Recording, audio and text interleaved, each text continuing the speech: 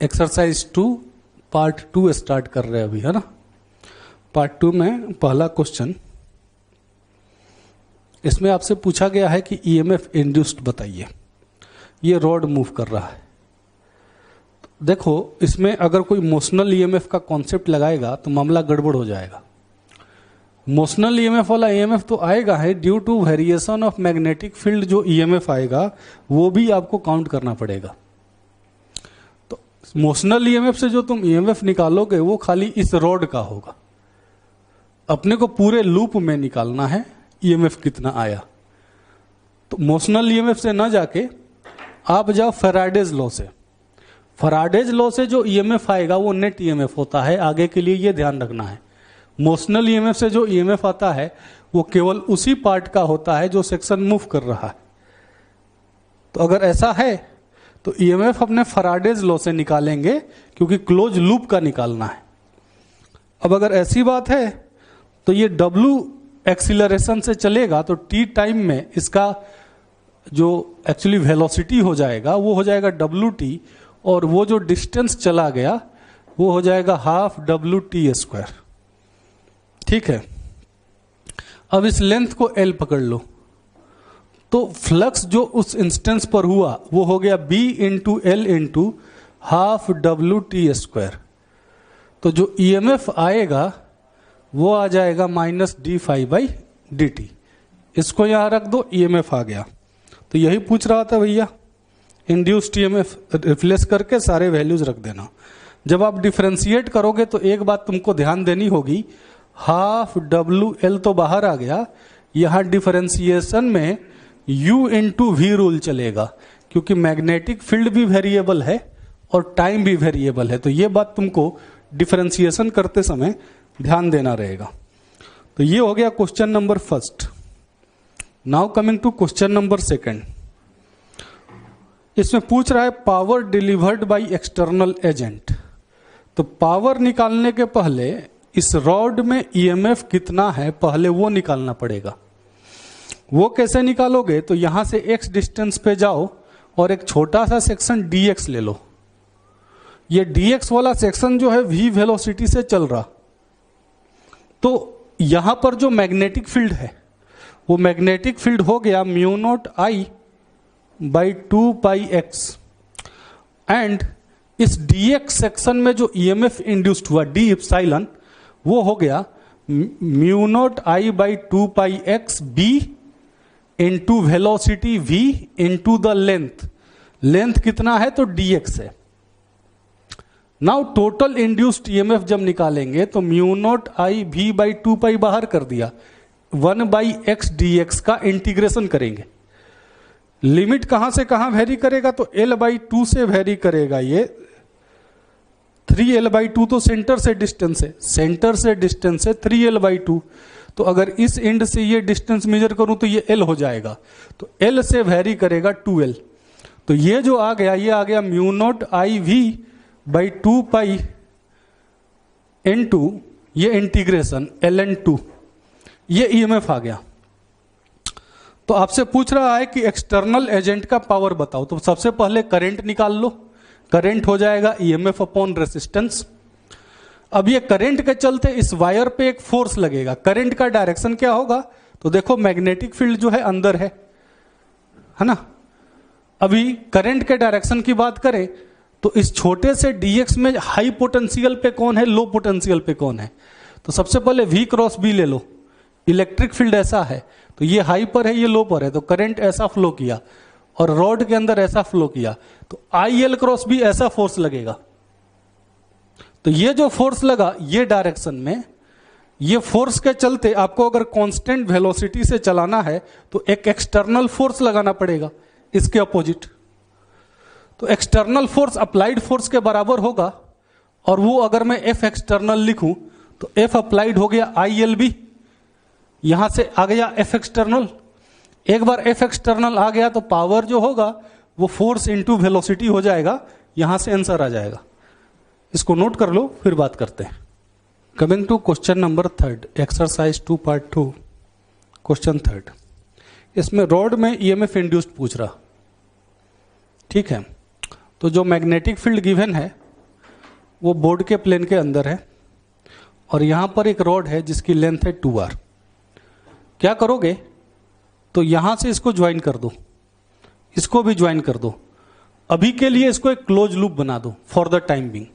तो अगर ये क्लोज लूप होता, क्लोज कंडक्टिंग लूप, तो इसमें जो ईएमएफ आता वो होता माइनस d∅dt। इतना ईएमएफ आ जाता अगर ये क्लोज्ड कंडक्टिंग लूप होता तो अगर मैं फ्लक्स निकालूं तो फ्लक्स केवल इतने ही एरिया में फ्लक्स है, क्योंकि इतना ही एरिया मैग्नेटिक फील्ड के अंदर है।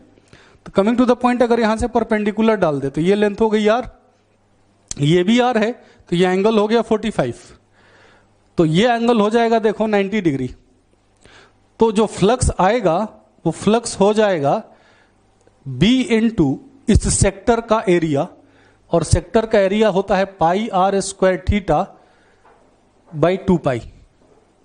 तो पाई पाई कैंसिल हो गया, यह आ जाएगा b into pi r square by 4। ये फ्लक्स हो गया। अगर ये फ्लक्स हो गया तो ईएमएफ जो आएगा वो हो जाएगा पाई r स्क्वायर बाई 4 माइनस का d∅dt, तो dB/dt। ये ईएमएफ आ गया। ये जो ईएमएफ है ये पूरे लूप में आता, पर अगर मैं इंड्यूस्ड इलेक्ट्रिक फील्ड दिखाऊं तो मैग्नेटिक फील्ड बढ़ रहा है, तो induced electric field concentric circle है, और ये जो इलेक्ट्रिक फील्ड है इसका डायरेक्शन ये है। तो देखो ये सेक्शन पर और ये सेक्शन में कोई ईएमएफ इंड्यूस्ड हुआ ही नहीं। तो कोई ईएमएफ क्यों नहीं इंड्यूस हुआ, क्योंकि इलेक्ट्रिक फील्ड ऐसा है और डीएल जो है ऐसा है, दोनों में जो एंगल है 90 है, यहां भी 90 है, यहां में 90 है। तो सारा ईएमएफ केवल इसमें आया है। तो आपसे पूछा था कि भाई अल्फा का वैल्यू बताओ, सॉरी dB/dt को अल्फा कर दिया था, आपको पूछा था n का वैल्यू, तो n हो जाएगा 4। ये हो गया question number 3। Now coming to question number 4। आपको बोल रहा है कि AB में जो ईएमएफ इंड्यूस्ड है उसकी वैल्यू बताइए। तो ऐसा मैग्नेटिक फील्ड गिवन है,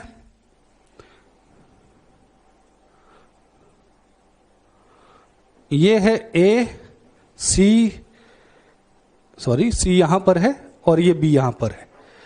तो आपको AB में पूछ रहा है, तो सबसे पहले इस पूरे में ही इंड्यूस्ड ईएमएफ निकाल लो। तो पूरे में फ्लक्स की जो वैल्यू होगी वो जो एरिया होगा इनटू द मैग्नेटिक फील्ड होगा। ये एरिया आप निकाल के रख लेना। Now coming to the electric field lines. तो देखो मैग्नेटिक फील्ड टाइम के साथ इंक्रीज करेगा क्योंकि BCT दिया है। तो जो इंड्यूस्ड इलेक्ट्रिक फील्ड लाइंस होंगी वो ये डायरेक्शन में होंगी। तो these are the induced electric field lines. Now अगर ऐसी बात करें तो यहां पर AC के लिए E.dl जो है वो 0 है। कहीं पर भी देख लो E.dl AC के लिए 0 है। तो AC में कोई ईएमएफ नहीं आया। तो फराडेज लॉ से जो ईएमएफ लिखेंगे माइनस d∅dt, वो है तो पूरे लूप के लिए ABC के लिए, पर AC में तो कोई ईएमएफ आया ही नहीं। तो जो भी ईएमएफ आया है केवल AB और AC में आया है। तो AB और AC सिमेट्रिकली प्लेस्ड हैं, तो दोनों में ईएमएफ सेम आया। तो इसको लिख देना 2 एप्सिलॉन डैश, तो यहां से एप्सिलॉन डैश आ जाएगा। ठीक है, तो ये हो गया क्वेश्चन नंबर 4। इसको नोट करो। एक्सरसाइज 2 पार्ट 2 हम लोग करेंगे। अब पार्ट 3 में कुछ क्वेश्चन किए थे पिछले क्लास में। ठीक है, पार्ट 2 करेंगे। पार्ट 2 में क्वेश्चन नंबर 5 स्टार्ट करेंगे।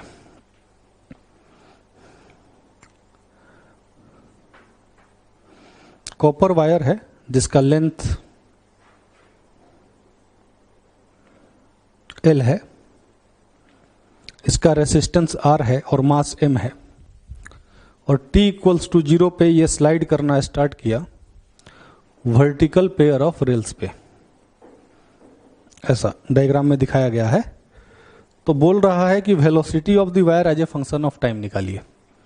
तो सबसे पहले बात करते हैं कि जब इसको रिलीज करोगे तो ग्रेविटेशनल फोर्स लगेगा जिसके चलते ये नीचे एक्सिलरेट करेगा।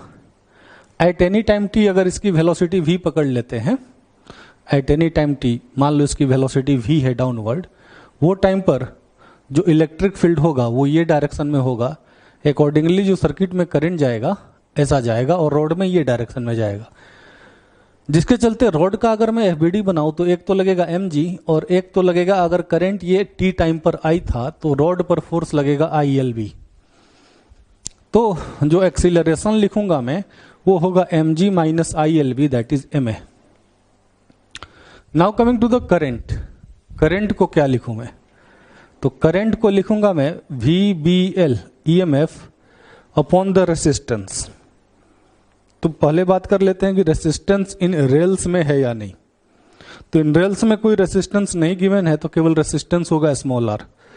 तो यहां रिप्लेस कर दिया तो ये आ जाएगा mg minus B² V upon small r that is ma। a को लिख दोगे dV/dt और इसको जब इंटीग्रेट करोगे तो ये आंसर आ जाएगा।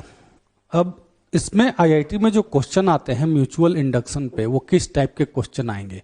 तो पहला ये क्वेश्चन आएगा कि म्यूचुअल इंडक्टेंस की वैल्यू इवेल्युएट करो, evaluation of mutual induction.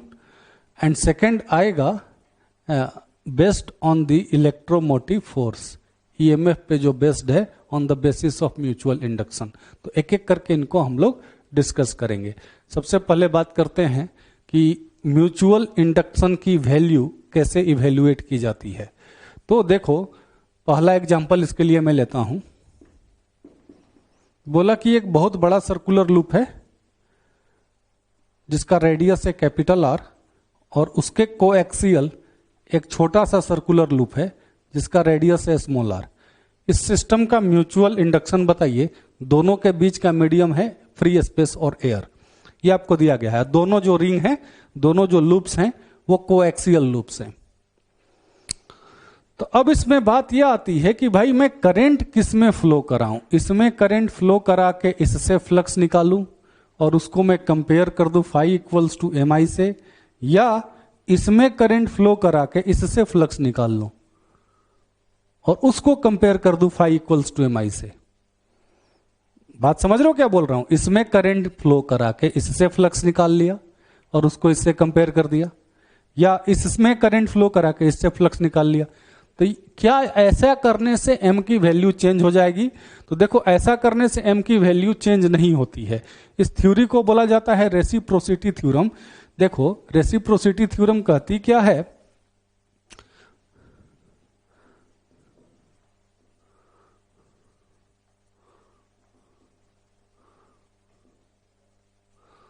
Reciprocity theorem कहता है कि mutual inductance of 2 due to 1 will be same as mutual inductance of 1 due to 2। मतलब कि 2 में करंट फ्लो करा के 1 से फ्लक्स निकाल, या 1 में करंट फ्लो करा के 2 से फ्लक्स निकाल, दोनों केस में म्यूचुअल इंडक्टेंस की वैल्यू सेम रहेगी। इस थ्योरी को रेसिप्रोसिटी थ्योरम कहते हैं। तो आप किसी में भी करंट फ्लो कराओ, m का वैल्यू चेंज नहीं होगा। तो अब अगर बात ऐसी बनती है तो आपको यह देखना पड़ेगा कि आसान कौन सा है। आपको गिवन है कि capital R is very much greater than small r, ये क्वेश्चन में गिवन है। तो देख अगर मैं इसमें करंट फ्लो कराता हूं तो इससे फ्लक्स नहीं निकाल पाएंगे। क्यों नहीं निकाल पाएंगे? क्योंकि एक सर्कुलर लूप के लिए मैग्नेटिक फील्ड या तो सेंटर पे पता है, या तो एक्सिस पे पता है, या तो यहां पता है, या तो यहां के पॉइंट्स पर पता है। इसके ईच पॉइंट पर इसके लिए मैग्नेटिक फील्ड नहीं निकाल पाएंगे। अगर मैग्नेटिक फील्ड नहीं निकाल पाएंगे तो फ्लक्स भी नहीं निकाल पाएंगे। एक सर्कुलर लूप का मैग्नेटिक फील्ड या तो मुझे सेंटर पे पता है, या तो मुझे एक्सिस पे पता है, और इसके सारे पॉइंट सेंटर और एक्सिस के नहीं है। तो इसमें करंट फ्लो करा के इससे फ्लक्स निकालना पॉसिबल नहीं है। अब आप दूसरा काम कर लो। मान लो कि मैं करंट इसमें फ्लो करा देता हूं और इससे फ्लक्स निकालने की कोशिश करता हूं। तो इसमें मैं ये एजम्पशन यूज कर सकता हूं कि ये इतना छोटा है कि इसके सारे पॉइंट्स जो है ना सेंटर पे है। तो अगर ऐसा है तो अपने सीधे में फ्लक्स निकाल सकते हैं। ये डिस्टेंस गिवन है, ये डिस्टेंस गिवन है x। तो इसका मैग्नेटिक फील्ड निकाल लो इसके सेंटर पे और क्लेम करो कि वही मैग्नेटिक फील्ड हर जगह पर है। तो वो मैग्नेटिक फील्ड आ गया। उसका फॉर्मूला मैंने बताया था, μ0/2 I r² upon r² plus x² to the power 3/2। ये फॉर्मूला हम लोगों ने लिखा हुआ है। अब ये मैग्नेटिक फील्ड का डायरेक्शन क्या होता है? तो इसमें करंट जो जा रहा है, करंट ये ओरिएंटेशन में जा रहा है, तो मैग्नेटिक फील्ड हो गया ये। तो मैग्नेटिक फील्ड ऐसा हो गया तो इसके ईच पॉइंट पर जो मैग्नेटिक फील्ड लेंगे ऐसा ही लेंगे। तो जो फ्लक्स की वैल्यू आ जाएगी, वो फ्लक्स की वैल्यू आ जाएगी μ0/2 I r² upon r² plus x² to the power 3/2 into the area. Which is pi r square. ये आ गया फ्लक्स का वैल्यू।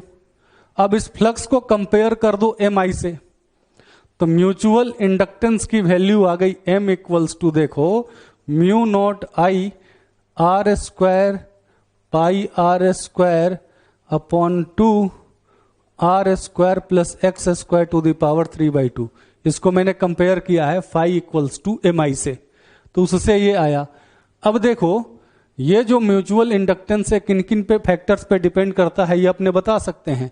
एक तो ये परमिएबिलिटी पे डिपेंड कर रहा है, मीडियम चेंज करेगा तो म्यू की वैल्यू चेंज कर जाएगी, करंट नहीं आएगा। Phi equals to M I से कंपेयर किया है तो करंट जो है कैंसिल हो जाएगा। अब अगला ये डिपेंड कर रहा है दोनों के रेडियस पे, शेप और साइज पे डिपेंड कर रहा है।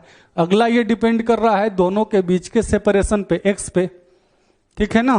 तो ये किन फैक्टर्स पे डिपेंड करता है ये मैंने बता दिया था, ठीक है। अब इसको अपने नोट कर लेते हैं और इस बात को समझ लेते हैं वापस से कि रेसिप्रोसिटी थ्योरम हम लोगों ने यूज कैसे किया। हमारे पास दो ऑप्शन थे, एक ऑप्शन था कि करंट इसमें फ्लो कराओ, फ्लक्स इससे निकालो, दूसरा ऑप्शन था कि करंट इसमें फ्लो कराओ, फ्लक्स इससे निकालो। तो दोनों में जो इसमें आसान पड़ेगा वही हम लोग यूज करेंगे। नोट करते हैं, अगला एग्जांपल लेते हैं। दो इनफाइनाइट लेंथ के सोलेनॉइड्स हैं और दोनों कोएक्सियली रखे हुए हैं, दोनों की लेंथ इंफिनिटी है एंड बोथ आर प्लेस्ड कोएक्सियली। अंदर वाले का जो रेडियस है, अंदर वाले का रेडियस है R1, बाहर वाले का रेडियस है R2। अंदर वाले के लिए number of turns per unit length, number of turns per unit length for inner solenoid ये गिवन है N1 and for outer solenoid ये गिवन है N2। तो इसके L लेंथ का म्यूचुअल इंडक्टेंस इवेल्युएट करना है। भाई इसके L लेंथ के लिए म्यूचुअल इंडक्टेंस निकालिए। तो यहाँ पे तो म्यूचुअल इंडक्टेंस निकालेंगे ही, साथ में आप ये भी देखोगे कि रेसिप्रोसिटी थ्योरम भी वेरीफाई कर लेंगे हम लोग, ठीक है। तो इसको 1 कर देते हैं, इसको 2 कर देते हैं। अंदर वाले को 1 कर दिया, बाहर वाले को 2 कर दिया। तो सबसे पहले करंट पहले इनर वाले में फ्लो कराते हैं।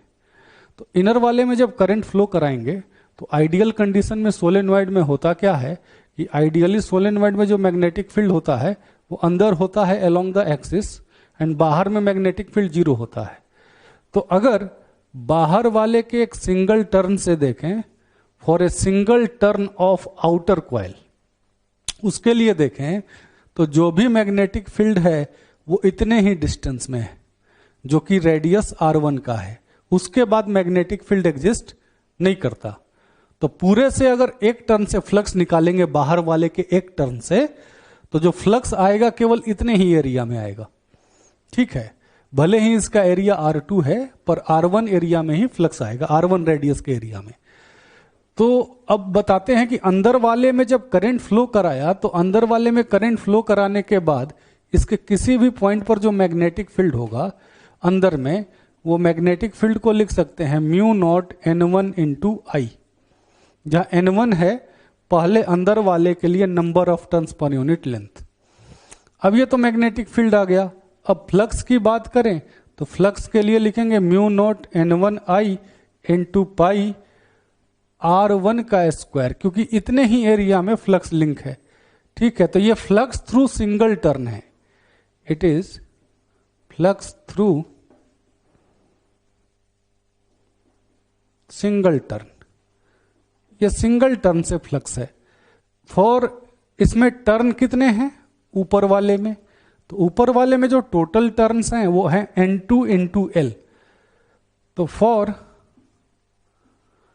N2 into L turns flux की जो वैल्यू आ जाएगी वो आ जाएगी म्यू नॉट N1 आई पाई R1 square into N2 into L, यही आएगी। अब अगर मैं इसको कंपेयर कर दूं phi equals to M I से, तो म्यूचुअल इंडक्टेंस की वैल्यू आ जाएगी, देखो mu naught N1 N2 into पाई R1 स्क्वायर L, ये आ जाएगा म्यूचुअल इंडक्टेंस का वैल्यू।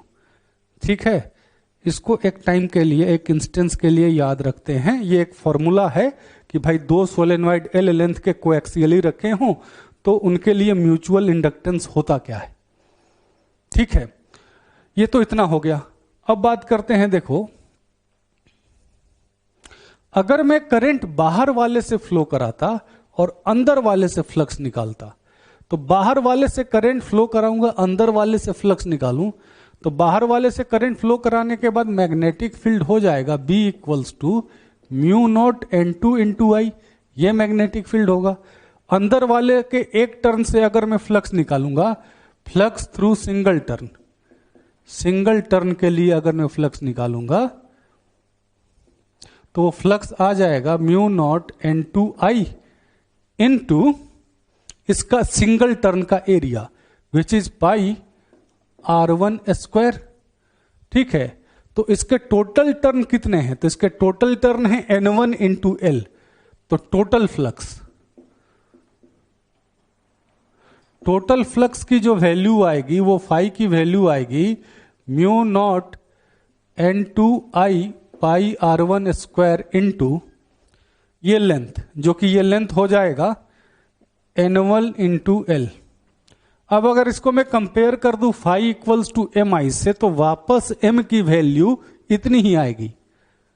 तो रेसिप्रोसिटी थ्योरम कह क्या रहा था, रेसिप्रोसिटी थ्योरम का स्टेटमेंट था कि एक से करंट फ्लो करा के दूसरे से फ्लक्स निकाल के म्यूचुअल इंडक्टेंस निकालो, फिर दूसरे से करंट फ्लो करा के पहले वाले से फ्लक्स निकाल के म्यूचुअल इंडक्टेंस निकालो, तो दोनों के लिए m की वैल्यू सेम आती है। तो ये म्यूचुअल रेसिप्रोसिटी थ्योरम को वेरीफाई करने के लिए ये डायग्राम को आप यूज कर सकते हैं। ठीक है, इसको नोट कर लेते हैं। तो अभी जो दो सोलेनॉइड्स के लिए म्यूचुअल इंडक्टेंस की वैल्यू हम लोगों ने निकाली है वो है m equals to mu naught N1 N2 into pi R1 square L, यही हम लोगों ने निकाली है। ठीक है, अच्छा दोनों के सेल्फ इंडक्टेंस की बात करें तो पहले का सेल्फ इंडक्टेंस होगा mu naught N1 into pi R1 square L, mu naught N1 square into pi R1 square L, ये होगा। तो दूसरे के म्यूचुअल इंडक्टेंस सेल्फ इंडक्टेंस की बात करें तो सेल्फ इंडक्टेंस होगा mu naught N2 square into पाई R2 स्क्वायर L, ये दूसरे का सेल्फ इंडक्टेंस होगा। अगर मैं इन दोनों को मल्टीप्लाई कर दूं तो L1 इंटू L2, देखो क्या आता है, mu naught square N1 square N2 square pi R1 square L पाई R2 स्क्वायर L, देखो यही टर्म आता है क्या। अब अगर मैं यहां पे mu naught square N1 square N2 square, ठीक है ना, अब इस टर्म को मैं ऐसा कर देता हूं कि इसमें मैंने पाई R1 स्क्वायर L से मल्टीप्लाई कर दिया, पाई R1 स्क्वायर L से ऊपर भी मल्टीप्लाई कर दिया और नीचे उसको डिवाइड कर दिया पाई R1 स्क्वायर L को, इधर है पाई R2 स्क्वायर L, तो LL चला जाएगा, पाई पाई चला जाएगा। अब ये जो टर्म आ रहा है L1 इंटू L2, ये L1 इंटू L2 वाला टर्म आ रहा है, देखो ये m स्क्वायर के बराबर आ रहा है। देखो तो जरा यहाँ पे m square into some constant, that constant is actually say k। ठीक है, यही आ रहा है ये। तो अब अगर मैं ऐसे लिख दूं कि L1 by L2 by, actually इस कॉन्स्टेंट को मैं c लिख देता हूं, by c equals to m square, तो चलेगा। तो m की वैल्यू आ गई 1 by under root c root L1 L2। इस 1 बाई अंडर रूट सी को बोला जाता है कोएफिशिएंट ऑफ कपलिंग, और इसको k से डिनोट करते हैं, इसको कहते हैं कोएफिशिएंट ऑफ कपलिंग। भाई इसका मीनिंग क्या होता है, तो कोएफिशिएंट ऑफ कपलिंग ये बताता है कि how effectively the flux generated by first solenoid is linked with the second solenoid. First solenoid ने जो मैग्नेटिक फ्लक्स जनरेट किया वो कितने इफेक्टिवली सेकेंड से जुड़ा हुआ है, ये के उस पर डिपेंड करता है। इस के की जो वैल्यू होती है ये वेरी करती है 0 से 1 के बीच। तो म्यूचुअल इंडक्टेंस का एक फॉर्मूला आ गया K√L1L2, इसको आप ध्यान रखोगे। ठीक है, अभी देखो इसमें एक और बात समझ लो कि ऐसा भी हो सकता है कि दो सोलेनॉइड हों, दो सोलेनॉइड ऐसे करके दे दिए, ये सोलेनॉइड L1 है, ये इंडक्टर L1 है, ये इंडक्टेंस L2 है, और आपसे बोला कि इस सिस्टम का म्यूचुअल इंडक्टेंस बताओ, तो उसके लिए ये फॉर्मूला ही यूज करोगे ऑलवेज। भले ये फॉर्मूला निकाला गया है एक सोलेनॉइड अंदर और एक सोलेनॉइड बाहर रख के, पर ये फॉर्मूला हर केस में यूज होगा। हाँ, चेंज क्या कर जाएगा, तो इस फॉर्मूले में K चेंज करेगा according to the situation. K अगर वेरी कर रहा है तो अकॉर्डिंग K वेरी कब करेगा, तो जैसे जैसे एक मान लो दूसरे से दूर होते गया तो K डिक्रीज होते जाएगा। जैसे एक का फ्लक्स दूसरे से ज्यादा जुड़ा हुआ है तो K इंक्रीज कर जाएगा। तो फ्लक्स लिंकेज के हिसाब से आप ये बता सकते हो कि कितना होगा कोएफिशिएंट ऑफ कपलिंग का वैल्यू। अगर फ्लक्स लिंकेज 100% है तो कोएफिशिएंट ऑफ कपलिंग जो होगी वो मैक्सिमम होगी। ठीक है, तो इतना नोट कर लेते हैं, इतना नोट करके फिर आगे बात करते हैं। इतने में तो है ना, यहां तक ये कोएफिशिएंट ऑफ कपलिंग है, इतना आप लोग नोट कर लीजिए। ठीक है, म्यूचुअल इंडक्टेंस का एक और एग्जांपल लेते हैं। जैसे कि एक स्ट्रेट वायर है और इसके साइड में एक रेक्टेंगुलर लूप रखा हुआ है। इस रेक्टेंगल की लेंथ L है, ब्रेड्थ B है। अब आपको बोला कि इस सिस्टम का म्यूचुअल इंडक्टेंस बताइए। तो देखो म्यूचुअल इंडक्टेंस कैसे इवेल्युएट करेंगे। मैंने इसमें करंट फ्लो करा दिया I और इसके साथ एसोसिएटेड फ्लक्स निकालूंगा। इसमें ये रिवर्स काम पॉसिबल नहीं है कि भाई करंट इसमें फ्लो करा दो इसमें फ्लक्स निकालो, क्योंकि इसके साथ कोई एरिया एसोसिएटेड नहीं है। तो इसमें I करंट फ्लो करा दिया, ये इनफाइनाइट लेंथ का वायर है। अब इससे फ्लक्स निकालने के लिए मैंने क्या किया कि यहां से x डिस्टेंस पे गया मैं और एक छोटी सी स्ट्रिप बना ली। इस छोटी सी स्ट्रिप की विड्थ को मैंने बोल दिया dx। अभी इस छोटे से स्ट्रिप से पहले फ्लक्स की वैल्यू इवेल्युएट करेंगे। तो देखो इसका मैग्नेटिक फील्ड यहां पर हो जाएगा B = μ0I/2πx। इनफाइनाइट लेंथ का वायर है और उसका मैग्नेटिक फील्ड यही होता है। अब अगली बात करते हैं इसके साथ एसोसिएटेड फ्लक्स, जिसको मैंने लिख दिया d∅। तो एसोसिएटेड फ्लक्स को लिखेंगे μ0I/2πx into B D x. ये इस शेडेड एरिया के साथ एसोसिएटेड फ्लक्स का वैल्यू है। Now coming to the point, total flux कैसे निकालें, तो इसको इंटीग्रेट करेंगे। फाई = जो कांस्टेंट क्वांटिटीज हैं वो बाहर कर दो, μ0IB/2π। ये कांस्टेंट क्वांटिटीज हैं, इनको बाहर कर दिया, इंटीग्रेशन में बच गया 1/x dx। Now x is varying, देखो ये डिस्टेंस भी L दिया हुआ है, तो x is varying from L to 2L। तो ये आ जाएगा μ0IB/2π ln2। अब ये जो फ्लक्स आया इसको लिखेंगे mi के बराबर। तो mi = μ0IB/2π ln2। तो यहां से I कैंसल हो जाएगा, तो म्यूचुअल इंडक्टेंस की वैल्यू आ जाएगी μ0B/2π ln2। ये आ गया इस सिस्टम का म्यूचुअल इंडक्टेंस। ठीक है, तो अब बात करते हैं कॉम्बिनेशन ऑफ इंडक्टर्स की। Combination of inductors. तो देखो इंडक्टर्स को जब कंबाइन किया जाता है तो दो कॉम्बिनेशन पॉसिबल हैं। पहला कॉम्बिनेशन है सीरीज कॉम्बिनेशन।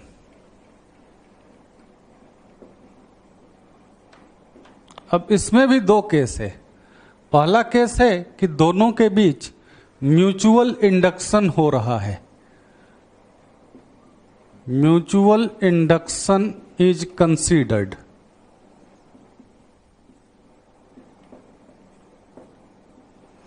एंड दूसरा केस है कि म्यूचुअल इंडक्शन की वैल्यू 0 है।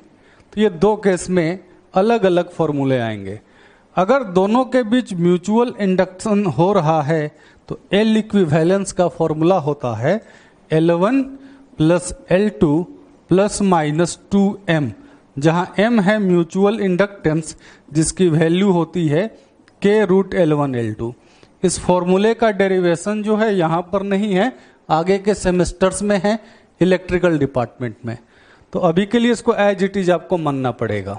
पर अगर म्यूचुअल इंडक्शन 0 होगा तो वो डेरिवेशन हमारे सिलेबस में है, तो उसको मैं डिराइव करके बताता हूं, इतने को नोट कर लेते हैं। अब अगर म्यूचुअल इंडक्टेंस की वैल्यू 0 है तो सीरीज एंड पैरेलल कॉम्बिनेशन की बात करेंगे। ठीक है, देखो अगर म्यूचुअल इंडक्टेंस 0 है तो बात करते हैं कि दो इंडक्टर्स जो सीरीज में हैं उनका इक्विवेलेंस कैसे निकालें। एक है जिसका सेल्फ इंडक्टेंस है L1, दूसरा इंडक्टर है जिसका सेल्फ इंडक्टेंस है L2। दोनों को एक बैटरी के साथ सीरीज में कनेक्ट कर दिया, ठीक है ना, t इक्वल्स टू 0 पे ये स्विच को बंद कर दिया। अब अपने को इसका इक्विवेलेंस चाहिए। इक्विवेलेंस का क्या मतलब कि जब इसमें करंट जा रहा था I, तो 0.1 एंड 0.2 के बीच का मान लो V1 minus V2 potential difference था इप्सिलॉन। तो अगर मैं दोनों को हटा के कोई और लगा दूं तो पोटेंशियल डिफरेंस वही रहे जब same amount of current flow करे, ठीक है ना। तो उस सर्किट के इंडक्टेंस को बोलेंगे कॉम्बिनेशन का सेल्फ इंडक्टेंस। मतलब क्या कि एक कॉम्बिनेशन में दो इंडक्टर या दो से ज्यादा इंडक्टर्स हैं, जब उसको एक बैटरी से कनेक्ट किया तो आई करंट फ्लो कराने पर, बैटरी ने जब आई करंट फ्लो कराया तो इसमें जो di/dt की वैल्यू है, इसमें भी वही बैटरी जब सेम करंट फ्लो कराए तो di/dt की वैल्यू इसमें भी सेम रहे। तो अगर ऐसा हो जाएगा तो इस कॉम्बिनेशन के इक्विवेलेंस इंडक्टेंस को L इक्विवेलेंस से रिप्रेजेंट करेंगे। अब अगर ऐसा है तो आ जाते हैं V1 माइनस V2 पे। देखो V1 माइनस V2 को स्प्लिट कर सकते हैं। अगर मैं ये पॉइंट को 3 लिख दूं तो V1 माइनस V2 को लिखूंगा मैं V1 minus V3 plus V3 minus V2। अब V1 माइनस V3 की वैल्यू हो जाएगी L1 di/dt and V3 minus V2 की वैल्यू हो जाएगी L2 di/dt। ठीक है, अब यहां से L1 प्लस L2 कॉमन हो गया, ब्रैकेट में आ गया di/dt। तो ये हो गया इक्वेशन 1। अब दोनों को हटा के मैंने इक्विवेलेंस इंडक्टेंस लगा दिया। अब उसमें जब करंट फ्लो करेगा तो इसमें भी di/dt सेम रहना चाहिए। तो आते हैं L इक्विवेलेंस के लिए बात करें। L इक्विवेलेंस के लिए अगर मैं बात करूं, ये 2 है, 1 है, ये 2 है, तो V1 माइनस V2 हो जाएगा L इक्विवेलेंस di/dt। ये हो गया इक्वेशन नंबर 2। अब अगर मैं दोनों को कंपेयर कर दूं बाय इक्वेशन 1 एंड 2, अगर मैं दोनों को कंपेयर कर दूं तो L इक्विवेलेंस की वैल्यू आ जाएगी L equivalence equals to L1 plus L2। ये फॉर्मूला तब यूज करेंगे जब दोनों के बीच का डिस्टेंस बहुत ज्यादा हो, सो दैट दोनों के बीच के म्यूचुअल इंडक्टेंस को हम लोग नेग्लेक्ट कर पाए। तो अगर दो कॉइल के बीच का डिस्टेंस बहुत ज्यादा है और उनके बीच का म्यूचुअल इंडक्टेंस नेग्लेक्ट हो जाता है तो इक्विवेलेंस सीरीज इंडक्टेंस की वैल्यू हो जाएगी L1 प्लस L2। ठीक है, इसको नोट कर लेते हैं। अगला है पैरेलल कॉम्बिनेशन।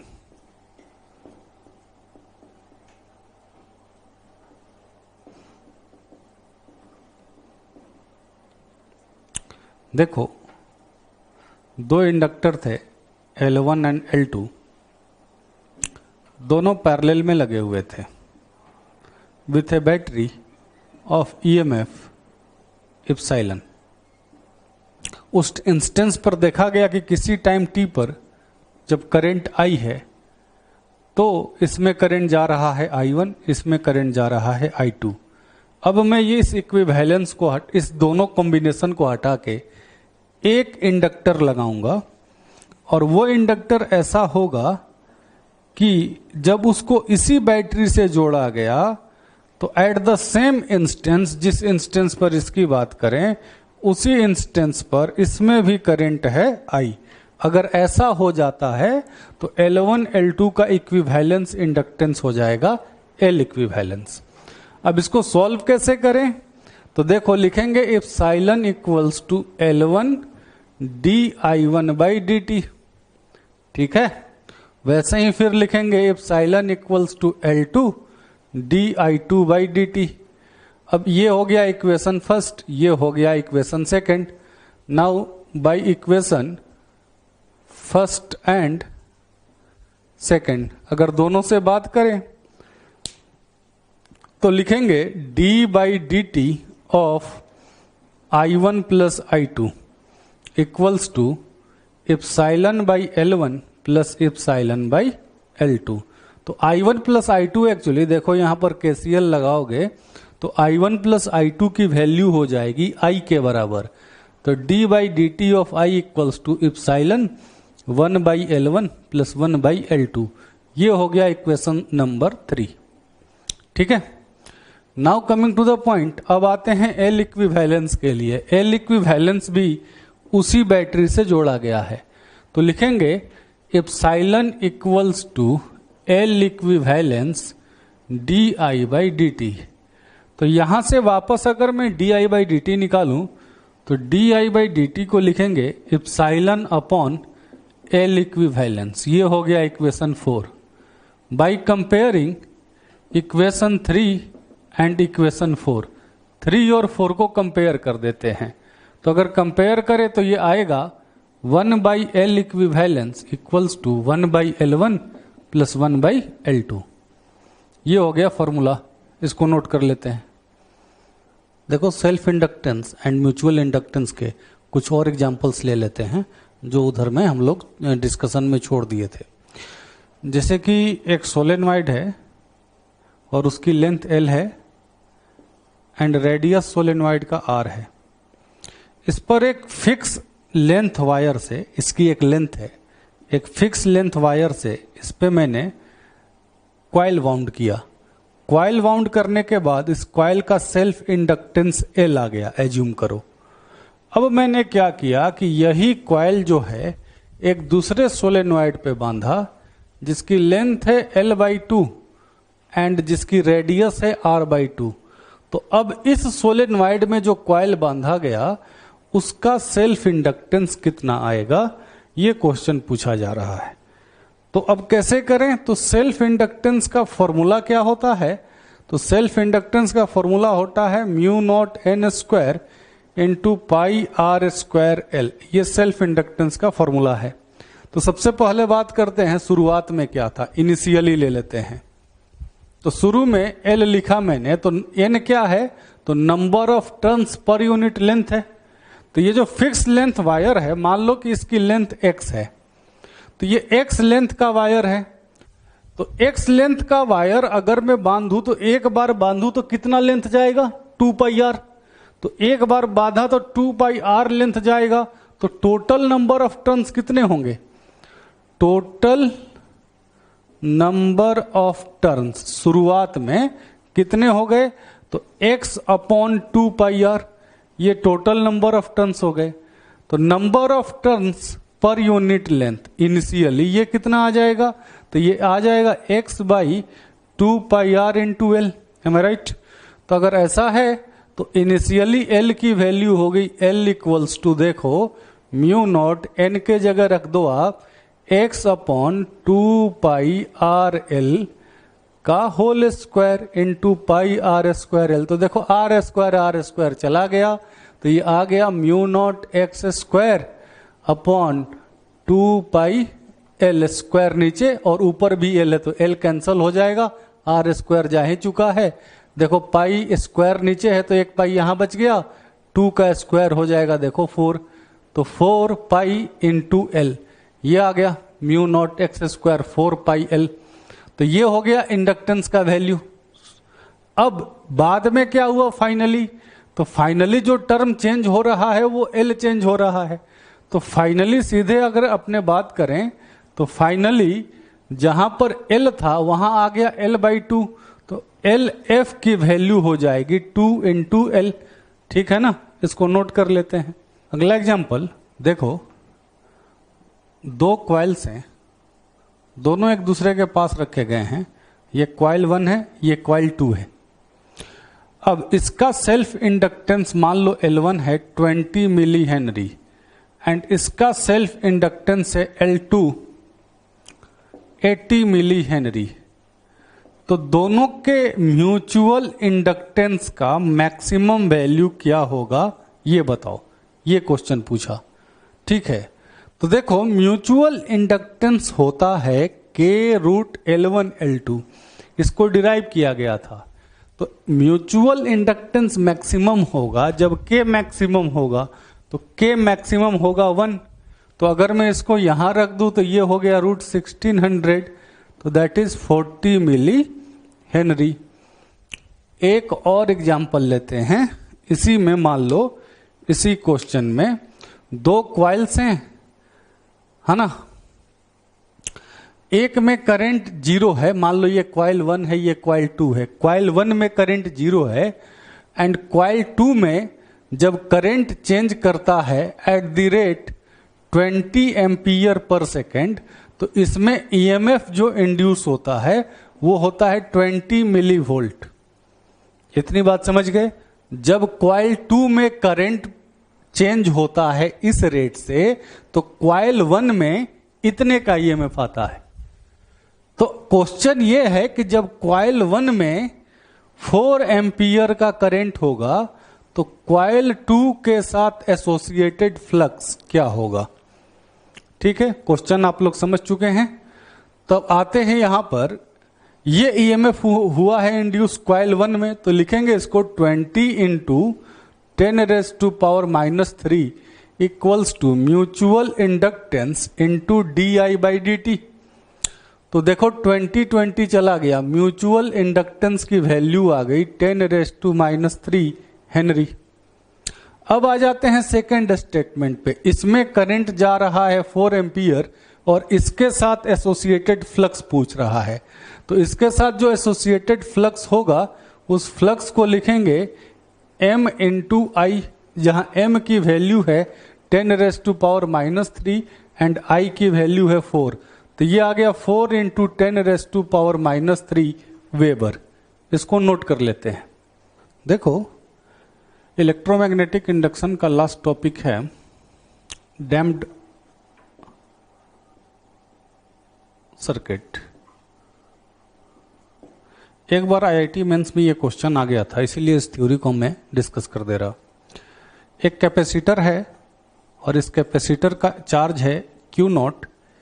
इसको रेसिस्टेंस एंड इंडक्टेंस के साथ सीरीज में कनेक्ट कर दिया, मतलब t = 0 पे ये स्विच को क्लोज कर दिया। क्लोज करने के बाद आपसे पूछा गया कि किसी भी टाइम t पर कैपेसिटर का चार्ज क्या होगा, कैपेसिटेंस C गिवन है ना। एंड आपसे ये पूछा गया कि सर्किट में करंट का वैल्यू क्या होगा। तो कैसे स्टार्ट करें, देखो ऐसे तो ये डिस्कशन जो है केवल आएगा भी तो मेंस में आएगा। ये पूरा डिस्कशन वापस इलेक्ट्रिकल इंजीनियरिंग में हम लोग करते हैं, तो ये सारा डिस्कशन वहीं का है, वहीं से थोड़ा सा सेक्शन लेके मैं यहाँ पे कर रहा।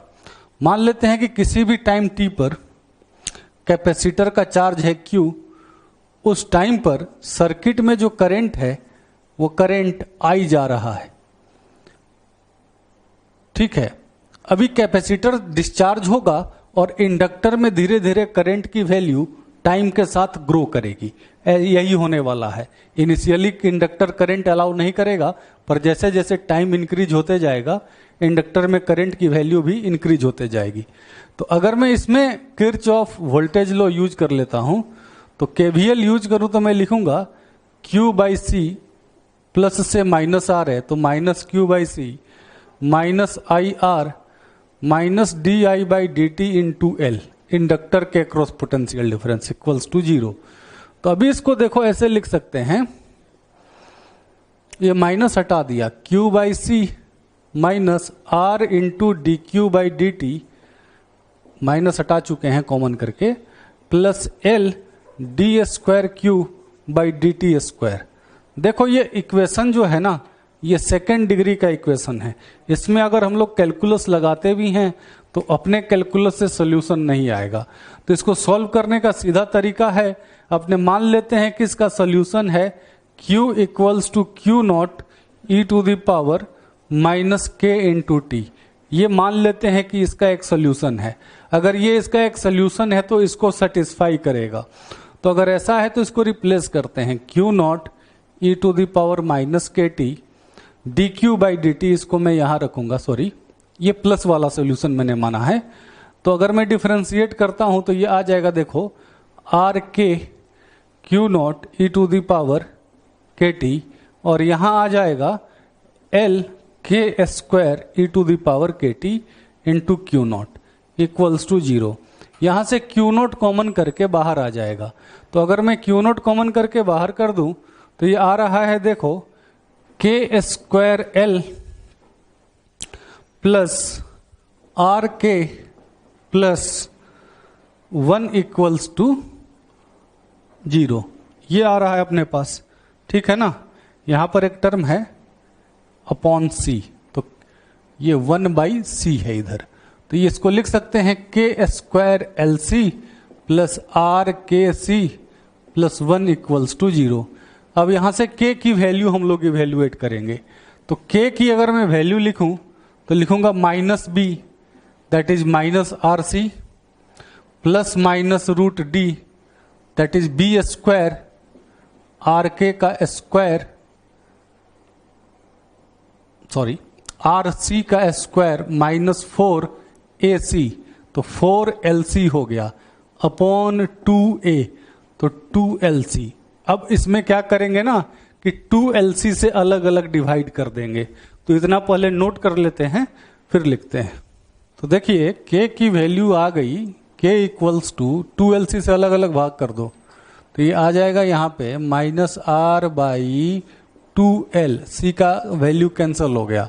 रूट के अंदर मैं लिखता हूं R square C square upon 4l square C square, 2lc को रूट के अंदर ले जा रहा हूं मैं, minus 4lc upon 4l square C square, ठीक है ना। तो minus R by 2l plus minus, देखो यहाँ क्या आएगा, यहाँ आ रहा है आर बाई 2l का होल स्क्वायर माइनस, यहाँ पे आ गया देखो 1/lc। तो अगर इफ k इज रियल, अगर k रियल हो जाता है तो उस केस में आपने लिखा था q equals to Q not E to the power K T. उस केस में कैपेसिटर के चार्ज का ग्राफ टाइम के साथ जाएगा ऐसा, और इस सर्किट को बोलते हैं ओवर डैम्प्ड सर्किट।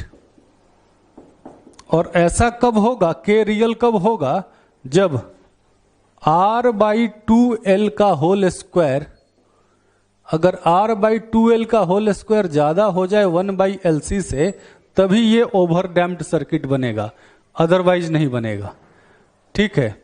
ये हो गया केस फर्स्ट। पर अगर k इमेजनरी है, इफ k इज इमेजनरी,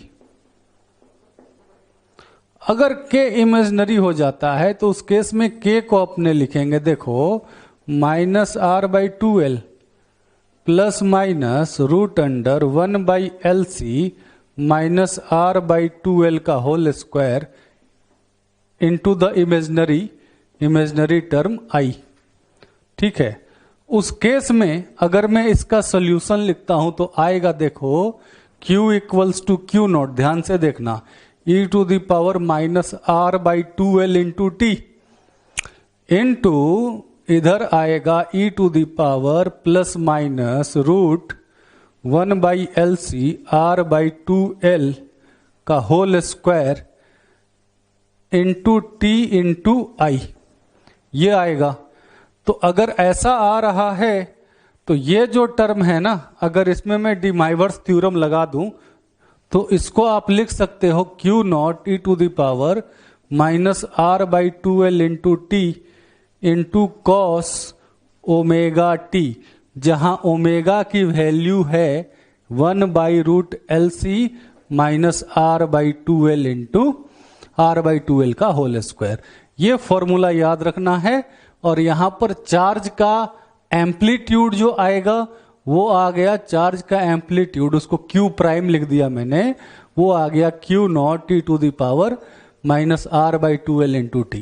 इसको देख के तुमको डैम्ड सर्किट याद आता होगा।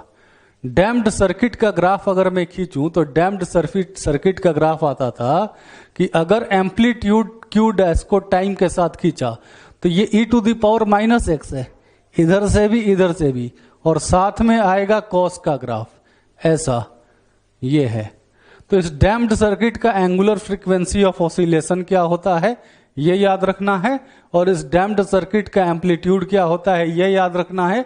और अगर प्रीवियस डिस्कशन नहीं समझ में आया तो ये इंजीनियरिंग का टॉपिक था, केवल एक बार मेंस में आया था इसलिए बता दिया गया। तो अगर ये सारा डिस्कशन नहीं समझ में आया तो आईआईटी के अंदर वापस से पढ़ा दिया जाएगा, ठीक है। तो अभी के लिए हमको क्या याद रखना है, तो वो आरएलसी सर्किट अगर सीरीज में होगा तो उसमें चार्ज का क्या एम्पलीट्यूड होता है, और उसमें यह याद रखना है कि एंगुलर फ्रीक्वेंसी क्या होती है, और उसमें यह याद रखना है कि चार्ज वर्सेस टाइम ग्राफ दिखता कैसा है। बस ये 3 चीजें याद कर लो, तुम्हारा मेंस का काम हो जाएगा। बाकी ये पूरा टॉपिक आउट ऑफ सिलेबस है आईआईटी के, वो आईआईटी के अंदर ही है, ठीक है ना। तो इसलिए अब आप इसको नोट कर लें।